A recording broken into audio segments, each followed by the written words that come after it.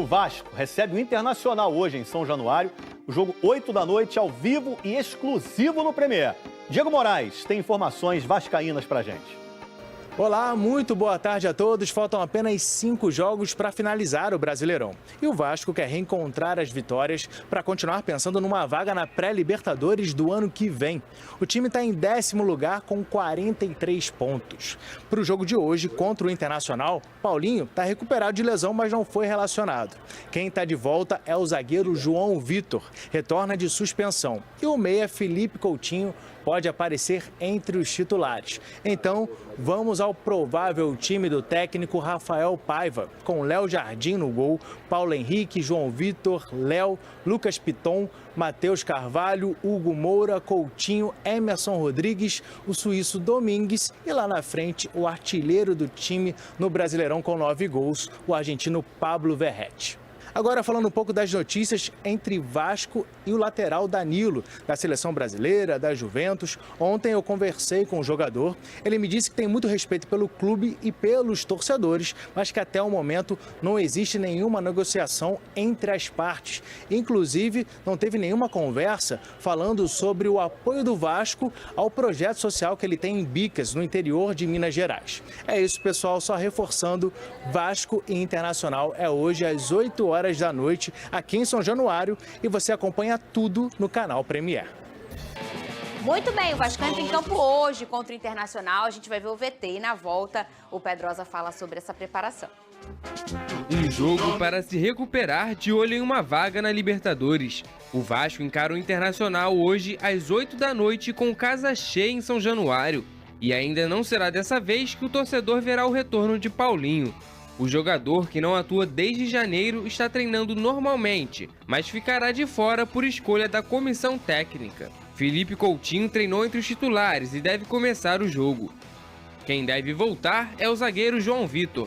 Ele participou normalmente das atividades e deve retornar ao time na vaga de Maicon, após cumprir suspensão. Com a vitória do Corinthians, o Vasco caiu para a 10ª posição da tabela com 43 pontos. E quer voltar ao caminho das vitórias para colar no G8 e seguir forte na busca por uma vaga na pré-Libertadores.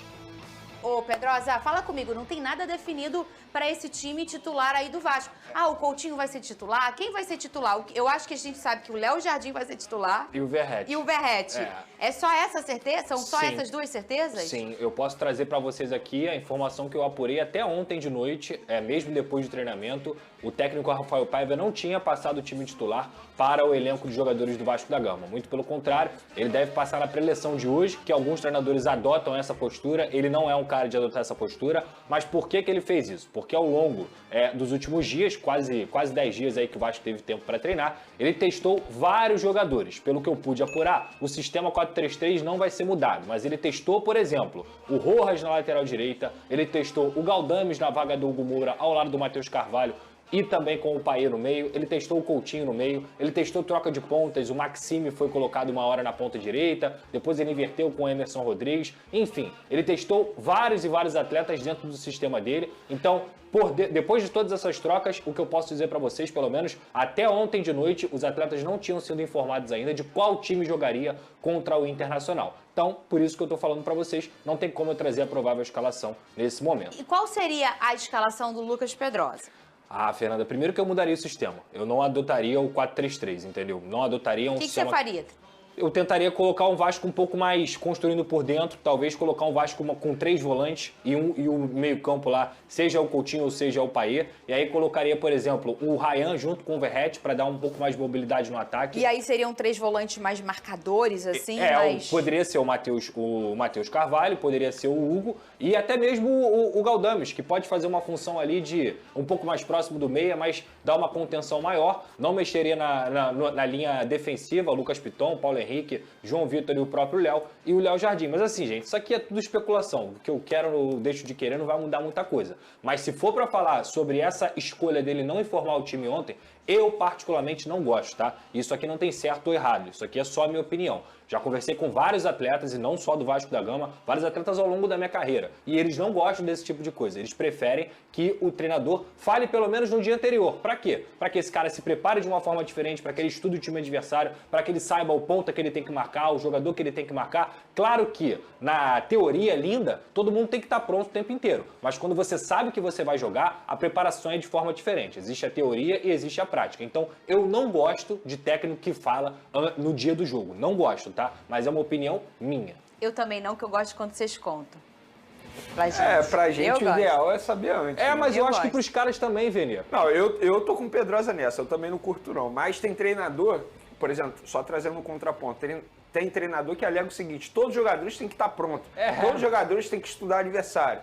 Entende? É isso, é só um contraponto. Desse Aleph Manga interessa ao Vasco da Gama. Essa história começa com o próprio atacante do Curitiba admitindo ter sido sondado pelo Vasco. Segundo o Aleph Manga, em entrevista ao GE, esse namoro é antigo desde a época em que ele ainda defendia o Volta Redonda. O que eu fiz? Encaminhei a pergunta para uma pessoa do departamento de futebol do Vasco. E aí?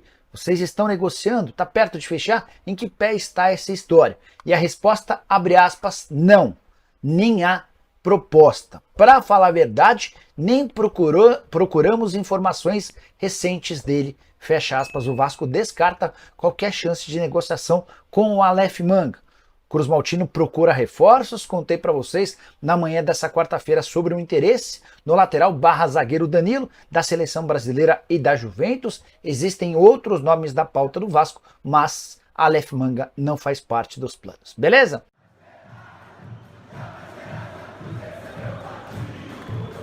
Porque hoje tem Vasco e Inter em São Januário, no Caldeirão de São Januário, no gol ele, Léo Jardim, provavelmente vai brigar aí pelo melhor goleiro do campeonato junto com o John.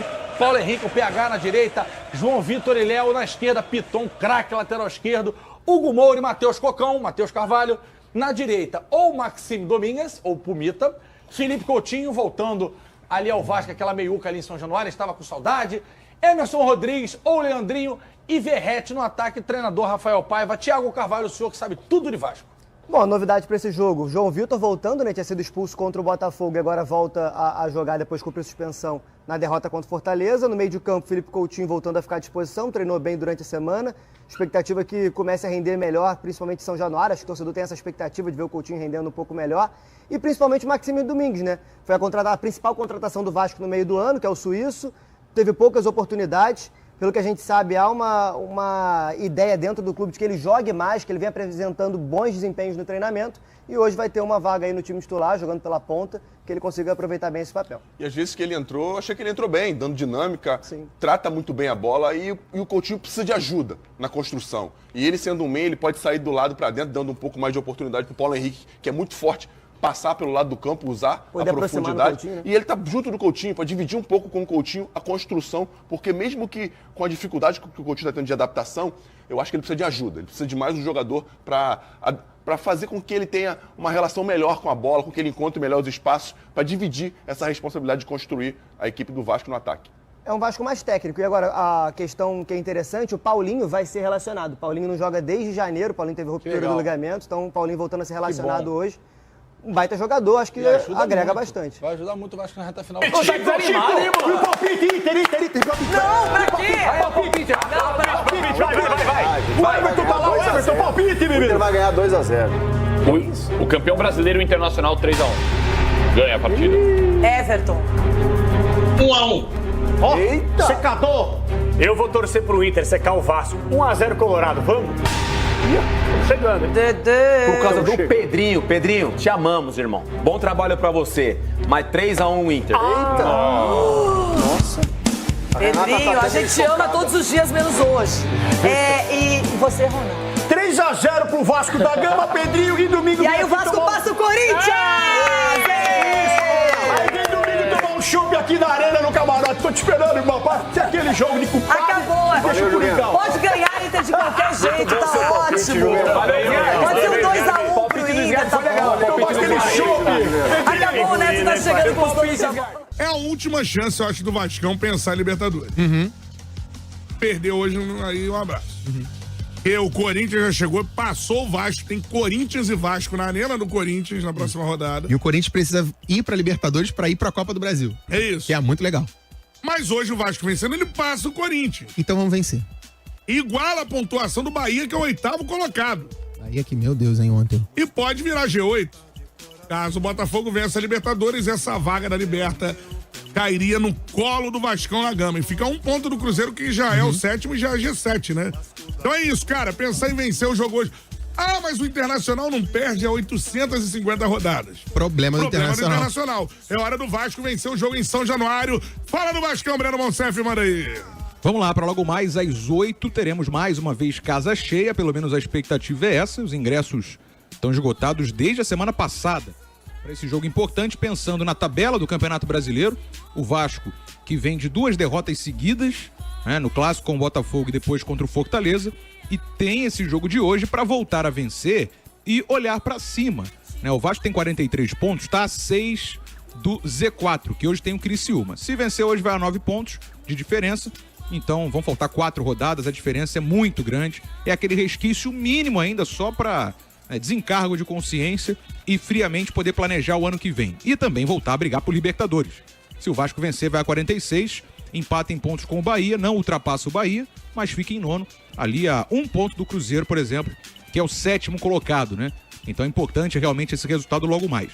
Como eu tenho falado desde, segunda-feira, eu acho, desde terça, eu acho, aqui na Transamérica, a gente deve ter muitas mudanças na equipe do Vasco, pensando no jogo de hoje, até 4.